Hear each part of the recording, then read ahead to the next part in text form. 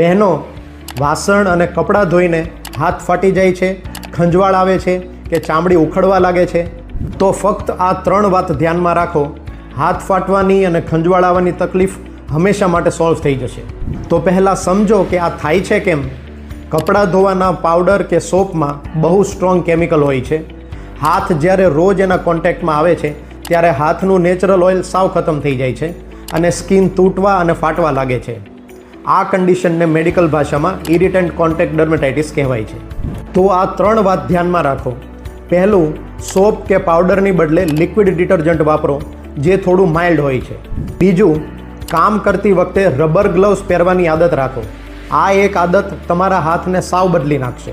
અને ત્રીજું, કામ પૂરું થાય એટલે તરત જ થીક મોઇશ્ચરાઇઝર અથવા સાદું કોકોનટ ઓઇલ લગાવવાનું ક્યારેય ના ભૂલો.